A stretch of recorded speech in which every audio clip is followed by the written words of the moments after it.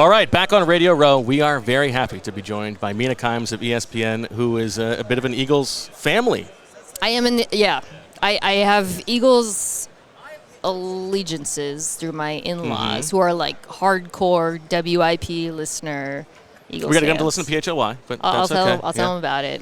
Like send me memes about the Eagles. Right. I'm like, thumbs up. So I don't have like a rooting interest, but I would like them to be happy. Sure, you're a pro. Let's talk about some of the big football things in this game. Line of scrimmage.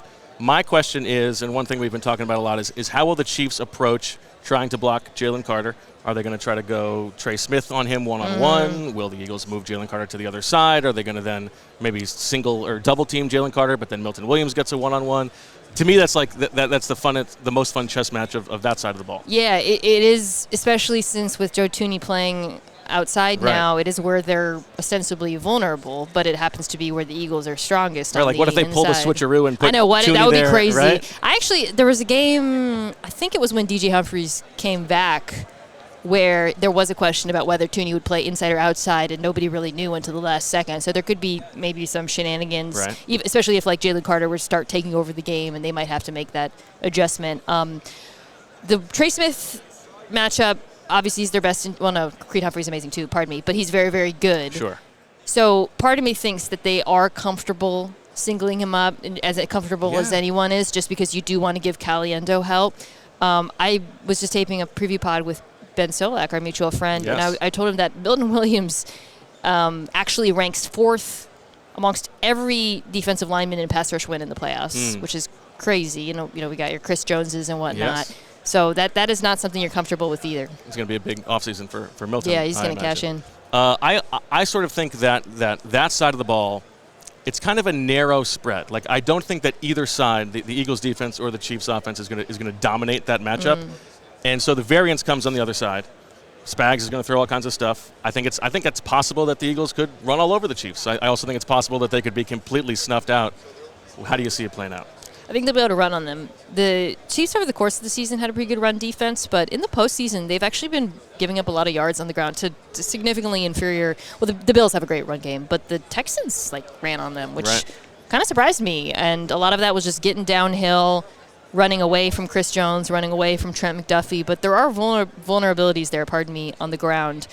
The Spags aspect of it is, I think, where you get a little bit nervous if you're an Eagles fan. Hurts has been certainly better against the blitz this year, but the way he blitzes is not, it's not just like a man pressure. So I think his ability to confuse him, and not just him, the interior of the Eagles offensive line at the line of scrimmage, which you've seen some issues with in the postseason, could be big.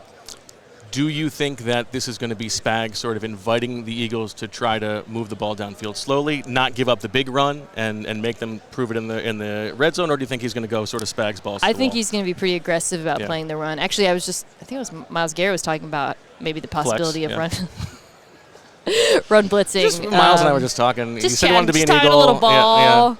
I brought that up to him. Yeah. I said, what? Because we talked about his trade destinations, and I was like, what about the two teams who are playing? He was like, yeah. Like, he didn't say, that those are, but they're very clearly. Breaking news. Myles Garrett wants to be an Eagle. Mina Kimes reports.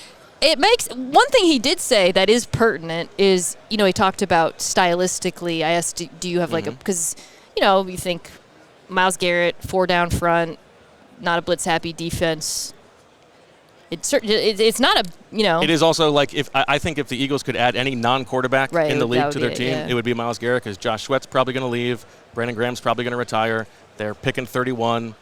Like, if they don't win this game, and it's like, what's the final thing we could do to get over the hump? I mean, that Howie's going to look into it. That's literally true of every playoff team. It's like, of course. Like, of course. I mean, but I would say uniquely when I look at the Bills, the Lions, the Eagles, they all just need that. Right? Like, everybody needs a Myles Garrett, no doubt. Yeah, but that is actually specifically what a lot of the postseason contenders need. I'm going to let you go quickly. Let's just get you a quick Jalen Hurts temperature check.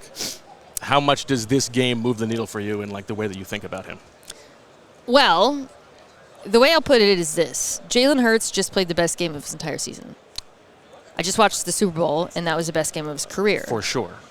If he has another great performance, we have to start talking about him as a big game superstar. Sure. Because whatever you think about where he stacks over the regular season and you compare him to Mahomes as your Allen Lamar's, none of that matters if he plays his best football in the biggest moments. And that is what he has done as a Philadelphia Eagle. And if he does that again in the Super Bowl, it's such a meaningful part of his football legacy. And I think that's not just the national conversation. I think that's in the building, the way that they think about Jalen Hurts. I think there are some questions, but you have also seen 2 years ago, he was so much more relaxed during Super Bowl week than we ever see him during the regular season, and he goes out and plays the best game of his life. Yeah. I'm not saying that that's causation or correlation, but it's like he does embrace these moments. If that was a real thing, that's maybe how it would manifest. I agree. And listen, he certainly has the pieces around him to pull it off right now. All right, Mina Kimes from ESPN, thank you so much for joining us. Much more on PHLY.